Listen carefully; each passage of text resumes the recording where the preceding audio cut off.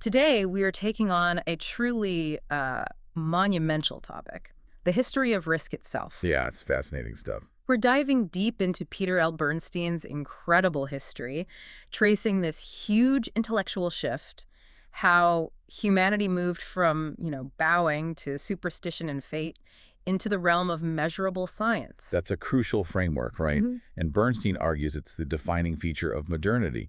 So our mission today is really to unpack his big idea that the control of risk is the dividing line between the dark past and, well, now. It's the story of how we learned not just to measure, but maybe even predict. Maybe. That's the hope anyway. And if you think about it, that's a complete revolution in thought. It kind of reframes history, not as, a story driven by divine whim or just blind luck, Yeah. but as the story of individuals making choices, weighing odds, actively shaping their destiny. And this journey, it spans millennia. Thousands of years. You got figures from Umar Khayyam through to Florence Nightingale. Yeah, and it shows how fields like insurance, capital markets, engineering All of it. were basically founded on this incredible idea Bernstein calls the invention of risk. It really is the intellectual foundation for almost everything we take for granted today. Okay, let's unpack this. Let's start with the word itself. What exactly is risk? Well, it comes from the old Italian risicare, which means to dare. To dare, I like that.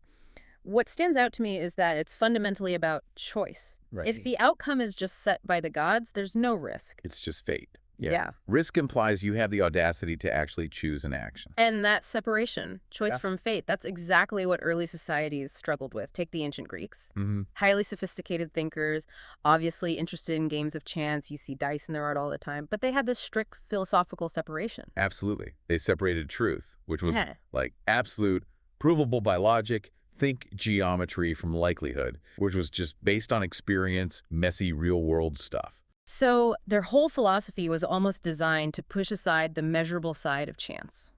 Pretty much.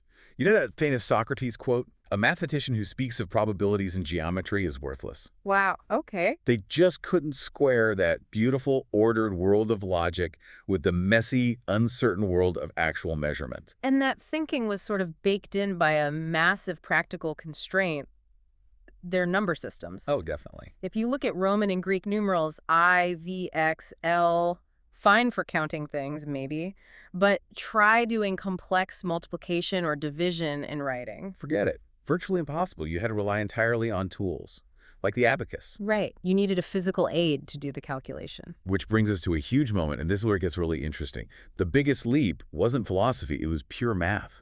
Okay. The introduction of the Hindu-Arabic numbering system to the West. This came via figures like Al-Khwarizmi. Whose name gives us algorithm. Exactly. Yeah. And Fibonacci, through his massive book in 1202, Liber Abaci. Fibonacci basically taught Europe how to write and read the numbers 1 through 9, didn't he? He did. And crucially, he introduced zero. Ah, zero. The big one. The invention of zero sunya in Sanskrit, Sifri in Arabic, made positional notation possible. Just think about that. Mm. Suddenly, the number 1 could mean 1 or 10 or 100. Depending on where it's at relative to the zero. Exactly. That breakthrough allowed for fractions, complex counting, abstract thought on paper, in a way the old letter systems just couldn't handle. Without zero, modern math, engineering, risk management, none of it exists. It's a staggering foundation. But, okay, when we move from philosophy and numbers to the quantitative leap, the people driving this next stage weren't necessarily high-minded philosophers designing bridges. No, they were gamblers. It's true, isn't it? The formal development of probability theory, the bedrock of risk measurement, wasn't pushed by governments or scientists initially. Nope. It was all about solving gambling puzzles. Mid-17th century France, roughly 1654 to 1760. And the key players. Blaise Pascal and Pierre de Fermat. They were tackling what's known as the problem of points. Which is... How do you fairly divide the stakes in the game if it gets interrupted before it's finished? Seems simple, but... But it forces you to think about expected outcomes, potential futures. Exactly. It forced them to look forward. That's the key difference. Before them, you had brilliant people like Girolamo Cardano. Physician, compulsive gambler. Right.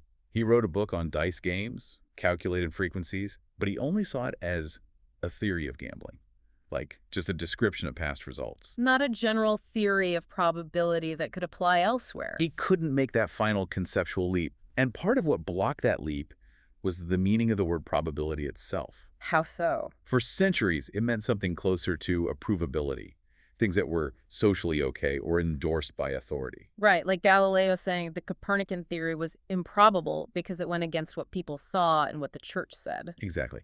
If probability is just about what's acceptable, you can't really measure the unknown, can you? No, it's a huge constraint on discovery. So the revolution in the mid-17th century was changing that meaning. Probability became about measurable likelihood, based on evidence, based on math. Not just about what society approved of. Correct. It became about the measurable frequency of past events Uh-huh. and using that regularity to project into the future. That's the real quantitative leap. Okay, so once that shift happened, the next logical step was applying this new math, not just to dice and cards, but to, well, to life itself. Yes, and this is the pivot where we start seeing the early glimmers of modern capitalism, social science, Taking probability off the gaming table. and applying it to human mortality. Our first major figure here is John Grant, London, 1662. Grant took London's bills of mortality, these crude records from the plague years, and did something new. For the first time, someone systematically evaluated that raw, messy data. He didn't just count, he analyzed. He's rightly called a founder of statistics. What's fascinating is he looked at causes of death, births, populations, and based on that, he calculated that about 36% of babies died within 6 years. Yeah, grim stuff, but incredibly important. It allowed him to create one of the very first life tables, quantifying existential risk. Providing a kind of foresight that just wasn't possible before. Then, fast forward a bit to 1693, Edmund Halley, The comet the guy. very same. He refined Grant's method using much better data from Breslau, a city in Silesia, modern Wrocław. Less messy data than London. So what did Halley, the astronomer, bring to this? He provided the first mathematically sound basis for calculating life annuities, and by extension, life insurance. Wow. So this replaced what? It replaced a reliance on tables made by a Roman jurist named Ulpianus, 1400 years earlier. 1,400 years. They were using a Roman's guesswork for that long. Essentially, yes. Halley finally brought real math to the table, and it shows the cost of ignoring the math, too. How so? Well, the English government, at first, they just ignored Halley's work. They kept selling life annuities at the same flat price, no matter how old the buyer was. That sounds like a bad deal for the government. It was enormously costly, as Bernstein puts it, because obviously older people were getting a huge discount, younger people were overpaying, they were stuck in the old mindset. Applying pre-measurement thinking to a problem Halley had quantified. Wow. And the sort of culmination of all this measurement power really comes together in the concept of the normal distribution, the bell curve. Discovered by de Moivre, refined by Gauss? Yes, the bell curve, along with Jacob Bernoulli's law of large numbers.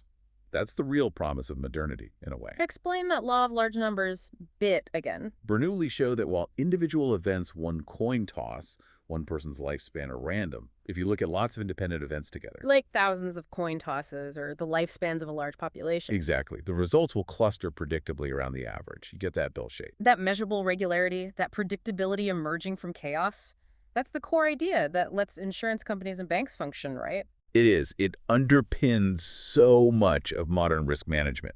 It gives us this powerful, maybe sometimes dangerous, sense that we can actually tame the future. Which is the perfect transition into the 20th century, because now we have these sophisticated tools, variance, probability distributions, but we still face the messy reality of the future. And the big question becomes, what happens when the data you need just isn't there, when you're facing something truly new? This is where the economist Frank Knight comes in, Yeah. 1921. He made a crucial distinction, still vital today, especially in finance. It should. He distinguished between risk outcomes you can measure statistically, often using that law of large numbers.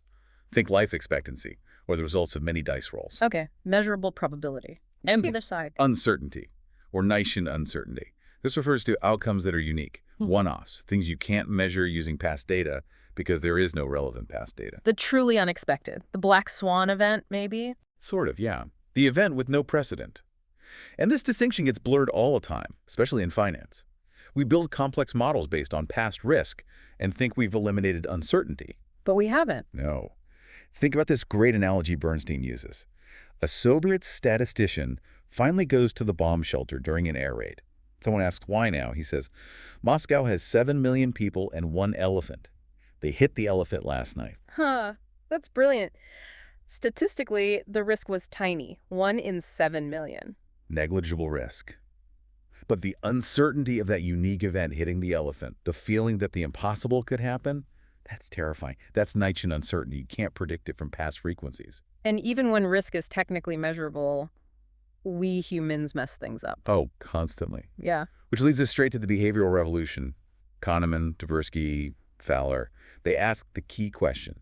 If the math tells us the odds, why do supposedly rational people make irrational choices all the time? Because our psychology gets in the way. They highlighted things like loss aversion and regret. Right. Loss aversion basically means we feel the pain of a loss about twice as much as the pleasure of an equal gain. Which makes us do weird things. Like preferring to gamble on a sure loss rather than just accept it and move on. Bernstein mentions Gibson Greetings, the card company. What happened? They lost about $17.5 million on derivatives. Instead of just taking the hit, the executives doubled down, made an even bigger bet. Why? They preferred the small chance of recovering everything to the certainty of admitting the loss and facing the regret. The psychological pain was too high. Wow. So the fear of regret makes you take more financial risks sometimes. Often, yes. Yeah. And another concept is mental accounting. The sunk cost fallacy is part of this. Give me the example. Okay, imagine you bought a $40 theater ticket and you lose it. You buy another $40 ticket. Now, different scenario. Imagine you plan to buy the ticket at the theater, but on the way, you lose $40 cash. Do you still spend $40 on the ticket? Rationally, it's the same financial outcome. You're down $40 either way. Exactly. But people treat them differently. They're more likely to buy the ticket in the second case. Losing the ticket feels like the theater entertainment budget is gone. Losing the cash feels different. It comes from a general cash account. It's irrational, but it's how our minds categorize things. These biases just constantly inject chaos into systems that are built assuming rational actors and predictable averages. Precisely. And this connects right back to that bedrock idea, the law of large numbers, and Galton's idea of regression toward the mean, that things tend to snap back to the average over time. Which long-term investors rely on, right? Short-term markets bounce around randomly, but the long-term average return is supposed to hold true. Supposed to, yes. Yeah. But blindly relying on that average or assuming a trend is the new average can be disastrous. Look at Procter & Gamble in 1994. What did P&G do? They lost a fortune on derivatives because executives assumed interest rates couldn't go back up. Rates had been falling for years, from like 10% down to under 3%. So they bet heavily that rates would stay low or go lower. Exactly. They took a huge leverage bet. They failed to account for the fact that return to the average could work against them. Rates eventually ticked back up, as averages tend to suggest they might, and P&G got hammered. They mistook a long deviation for a permanent new state. Sacrificed stability for a tiny bit more short-term gain. And paid a heavy price. It shows the danger of ignoring the fundamental uncertainty, even when you think you're dealing with measurable risk. This has been a truly expansive deep dive. We've gone thousands of years. Right. From fearing the whims of the gods to wielding these incredibly powerful mathematical tools, Pascal's triangle, Bernoulli's law, the bell curve to measure and, well, try to control the world around us. And the core lesson, I think, from Bernstein and these other sources is this kind of tension. Our sophisticated systems, insurance, derivatives, complex financial models, they're all built on the idea of measurable mathematical risk. Assuming predictability. Assuming predictability based on past data. But then human behavior driven by fear, regret, overconfidence, mental accounting constantly throws Nietzschean uncertainty back into the mix. Creating the very booms and busts we use the math to try and avoid. Exactly. The models assume rationality, but we aren't always rational. So as we wrap up this deep dive, here's a final thought for you, the listener, to mull over. For decades, people assumed certain long-term financial relationships were stable, like the average gap between stock yields and bond yields. Based on decades of history, yeah. But that relationship completely broke down after the huge inflation of the 1970s. The underlying economic environment just changed too much. The old average didn't apply anymore. It was considered unthinkable until it happened. So if we build everything, assuming the future will basically look like the past, relying on those stable averages, what happens when the whole environment shifts? Bernstein poses this really stark question. If, say, mankind succeeds in wrecking the environment, maybe the old predictable rhythm where droughts are usually followed by floods, maybe that just stops holding true. What happens when the average itself is no longer stable? That's the ultimate uncertainty. We have to question the foundations we build our measurements on. A sobering but crucial thought to end on.